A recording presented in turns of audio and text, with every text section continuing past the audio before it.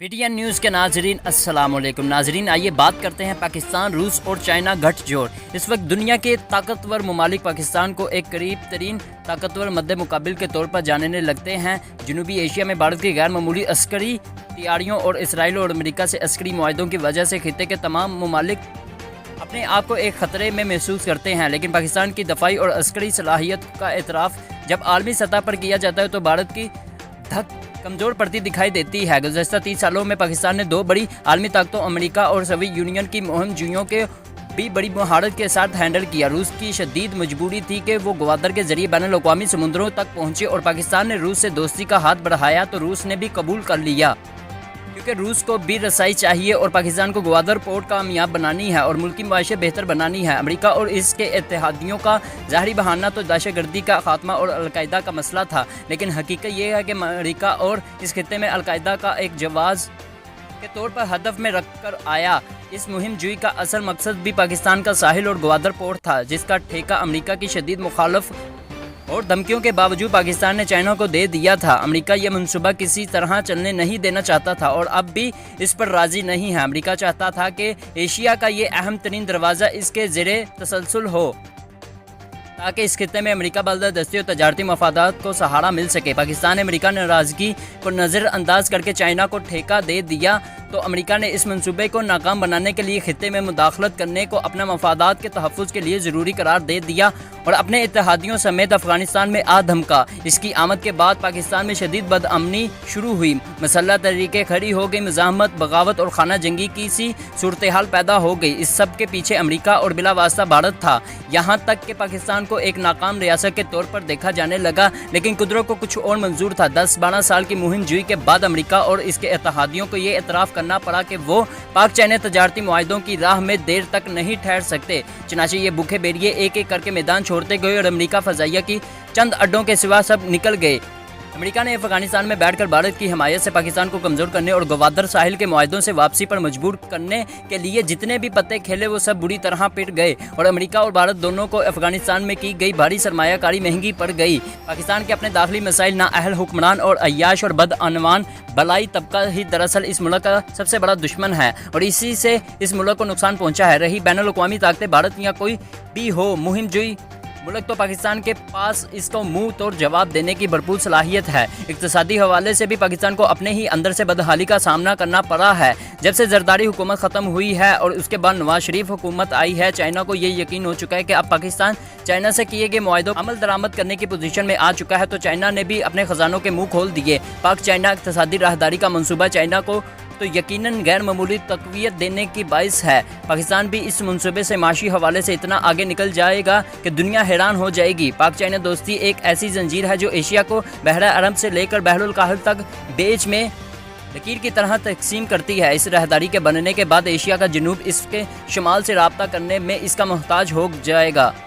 یہی وجہ ہے کہ بھارت کو اس کے منصوبے پر بہت ہی دکھ ہے۔ وہ امریکہ کے ساتھ مل کر اس منصوبے کو ہر حال میں ناکام بنانا چاہتا ہے، لیکن اس کے بدقسمتی یہ ہے کہ اس معاہدے کو یہ فریق چائنا ہے، ایک پاکستان، دونوں ممالک کمزور نہیں بلکہ بڑی عالمی طاقتوں کی فہرست میں شامل ہیں۔ اگر بھارت زیادہ آگے بڑھنے کی کوشش کرے گا تو اس کی عزت خاک میں مل جائے گی اور اب تو روس بھی پاکستان کی حمایت میں کھل کر سامنے آ گیا ہے اور ترکی نے بھی خواہش ظاہر کیا کہ وہ سیک پیک منصوبے میں شمولیت کرنا چاہتا ہے۔ چین اور روس کے تعلقات کے سلسلے میں بنیادی بات یہ ہے کہ وہ طویل عرصے تک اختلافات کا شکار رہے ہیں، لیکن اب دونوں ملکوں کے اپنے پرانے قریبی تعلقات کی جانب لوٹ رہے ہیں۔ جب سوویت یونین متحدہ ملک تھا اور عالمی اموار میں دونوں ممالک کا موقف یکساں تھا، روس اپنے مشکل اقتصادی دور میں بھی گزر چکا ہے اور اب اس کی معیشت بہتری کی جانب گامزن ہے۔ روس عالمی اموار پر اپنا کردار دوبارہ ادا کرنے کی کوشش کر رہا ہے اور شام میں اس وقت جو جنگ بندی ہے وہ روس کی اس خطے میں دلچسپی کی وجہ سے ہی ممکن ہو سکی ہے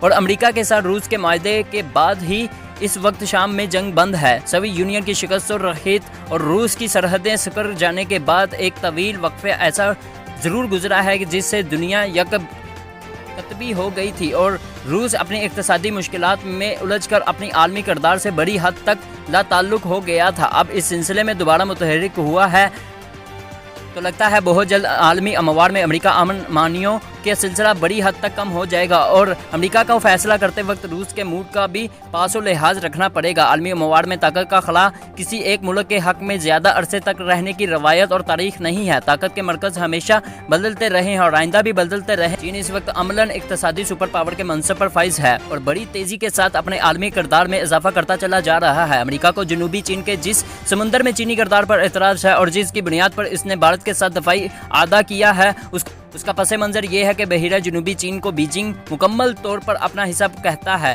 ताहम गुज़श्ता दिनों हैग के आलमी सालसी पैनल ने एक फैसला जारी किया था जिसमें चीन के इस दावी की नफ़ी की गई थी। चीन ने इस फैसले को मुस्तरद कर दिया था। रूस ने भी चीन के मौक़िफ़ की तायद व हमायत की थी। दुनिया ने पाकिस्तान को एक ज़िम्मेदार एटमी मुल्क के तौर पर तस्लीम कर लिया है और पाकिस्तान की एटमी हथियारों की सिक्योरिटी पर इत्मीनान का इजहार किया है। लेकिन पाकिस्तान को NSG से बाहर रखना गैर हकीकी है। उम्मीद है कि वो जल्द पाकिस्तान की ये बात भी तस्लीम कर लेंगे। जोहरी मसाइल के हल के लिए आलमी ताउन बुनियादी ज़रूरत और पाकिस्तान के एटमी प्रोग्राम से किसी को कोई खतरा नहीं होना चाहिए। यह तासुर ज़ाहिर करने की ज़रूरत है कि एटमी सप्लाई ग्रुप ने कवानीन और कायदे लागू कर रहा है। पाकिस्तान को एनर्जी सेक्टर में ज़रूरियात पूरी करने के लिए जोहरी मवाद की ज़रूरत है और इस सिलसिले में पाकिस्तान को अक़वाम आलम की ज़रूरत है। इस वक्त बैनुल अक़वामी क़ुव्वत एटमी पाकिस्तान को नुकसान से दो चार करने की खौफनाक साजिशें कर रही है। मुनज़्ज़म मनसूबाबंदी के तहत दहशतगर्दी और फ़िरकावारियों को परवान चढ़ाया जा रहा है। हम सबको मुत्तहिद होकर इन साजिशों को नाकाम बनाना और कौम में इत्तेहाद व यकजहती का जज्बा पैदा करने की ज़रूरत है। अमेरिका चीन के बढ़ते हुए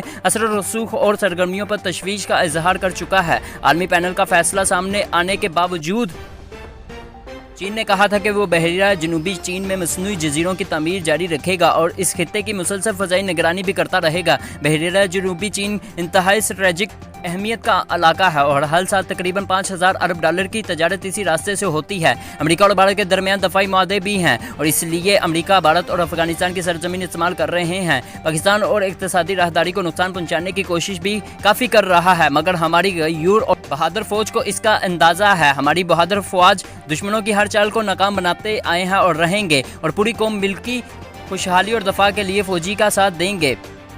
अमेरिका के साथ भी भारत ने पहली फुर्सत में दफाई मुआहदा कर लिया है जिसके तहत दोनों मुल्कों एक दूसरे के हवाई अड्डे इस्तेमाल कर सकेंगे। बज़ाहिर अमेरिका के पेश नज़र चीन का घेराव है और अगर बहिरा जनूबी चीन से कोई तनाज़ा उठता है तो भारतीय अड्डे अमेरिका के लिए मुफीद साबित हो सकते हैं। ताहम चीन की जंगी सलाहियतों में जिस तेज़ी से रफ्तारी में इजाफा हो रहा है उसके पेश नज़र लगता है कि भारत की मदद से चीन के मुकाबले में खड़े की जाने वाली दीवार रेत का घरौंदा ही साबित होगी। पाकिस्तान और रूस की दोस्ती तो खित्ते पर एक नया सूरज उभारने वाली बात है कि ये दोनों मुमालिक दोस्ती की कोई तवील तारीख नहीं रखते, बल्कि रूस ने हमेशा भारत के साथ ताल्लुकात को तरजीह दी है और पाकिस्तान के साथ एक फासला रखा। लेकिन चंद वर्षों से दोनों मुमालिक माजी को तारीख के सुपुर्द करके मस्बत समेत में आगे बढ़ रहे हैं। रूस ने पाकिस्तान को असले की फरोख्त पर आयद पाबंदियां ख़त्म कर दी हैं और पाकिस्तान रूसी जंगी तैयारे और दूसरा साजो सामान खरीदने में दिलचस्पी का इजहार कर रहा है।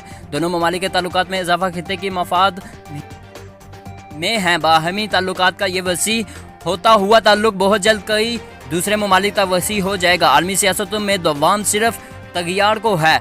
मुल्कों की दोस्ती और दुश्मनियाँ कौमी मफादात के ताबे होती हैं। मफादात बदले, ख्यालात बदले, हालात बदले।